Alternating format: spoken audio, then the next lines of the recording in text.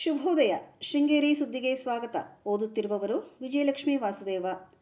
ಶ್ರೀ ಪರಾಭವನಾಮ ಸಂವತ್ಸರ, ದಕ್ಷಿಣಾಯನ, ಗ್ರೀಷ್ಮ ಋತು, ಆಷಾಢ ಮಾಸ, ಕೃಷ್ಣ ಪಕ್ಷ, ಪಾಡ್ಯ, ಶ್ರವಣ ನಕ್ಷತ್ರ, ದಿನಾಂಕ 30/7/2026 ಗುರುವಾರ.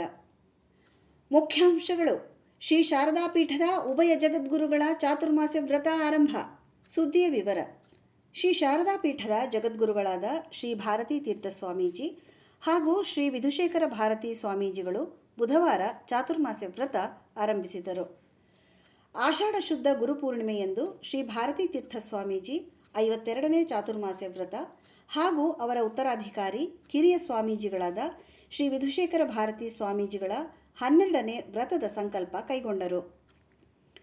ಉಭಯ ಜಗದ್ಗುರುಗಳು ವ್ಯಾಸಪೂರ್ಣಿಮೆ ಪೂರ್ವಭಾವಿಯಾಗಿ ಮಂಗಳವಾರ ಶ್ರೀಮಠದ ಎಲ್ಲ ದೇವಾಲಯಗಳಿಗೂ ಭೇಟಿ ನೀಡಿ ದೇವರ ದರ್ಶನ ಪಡೆದು ಶ್ರೀ ಶಾರದಾಂಬೆಗೆ ಪೂಜೆ ಸಲ್ಲಿಸಿದರು. ಇದಕ್ಕೂ ಮುನ್ನ ಎಲ್ಲ ದೇವಸ್ಥಾನಕ್ಕೂ ಭೇಟಿ ನೀಡಿದರು. ಗುರುಭವನದಲ್ಲಿ ವ್ಯಾಸಪೂಜೆ ನೆರವೇರಿಸಿದರು. ವ್ಯಾಸಪೂಜೆ ಅಂಗವಾಗಿ ಭಕ್ತಾದಿಗಳು ಆಗಮಿಸಿ ಗುರು ಕಾಣಿಕೆ ಸಮರ್ಪಿಸಿದರು. ಮೈಸೂರು ಮಹಾಸಂಸ್ಥಾನ, ಗ್ವಾಲಿಯರ್, ಸಂಡೂರು, ನೇಪಾಳ ಮುಂತಾದೆಡೆಯಿಂದ ಬಂದಿದ್ದ ಗುರು ಕಾಣಿಕೆಯನ್ನು ಶ್ರೀಗಳಿಗೆ ಸಮರ್ಪಿಸಲಾಯಿತು. ಶ್ರೀಮಠದ ಆಡಳಿತಾಧಿಕಾರಿ PA ಮುರಳಿ ಗುರು ಕಾಣಿಕೆ ಸಲ್ಲಿಸಿದರು.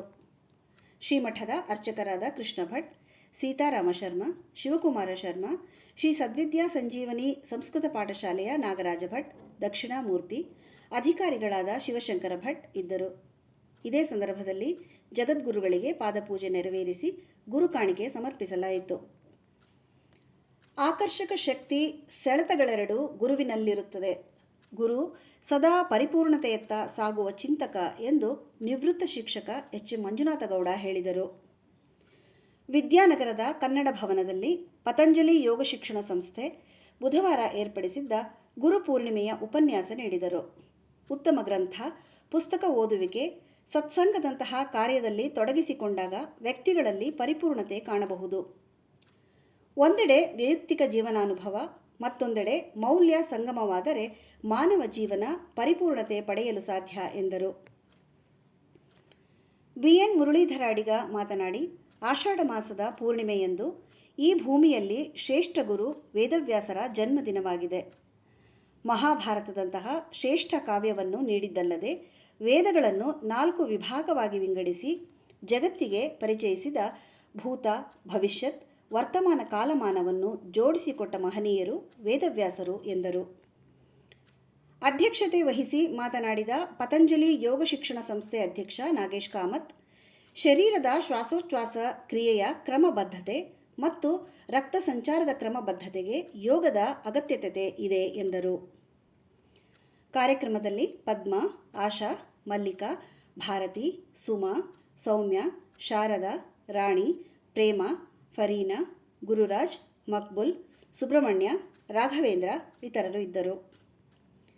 ರಾಷ್ಟ್ರೀಯ ಹೆದ್ದಾರಿ 169ರ ನೆಮ್ಮಾರ್ನಲ್ಲಿ ಬುಧವಾರ ಬೆಳಗ್ಗೆ ಟಿಪ್ಪರ್ ಮತ್ತು ಬೈಕ್ ನಡುವೆ ಅಪಘಾತ ಸಂಭವಿಸಿದ್ದು, ಬೈಕ್ ಸವಾರ ಸ್ಥಳದಲ್ಲಿ ಮೃತಪಟ್ಟಿದ್ದಾರೆ.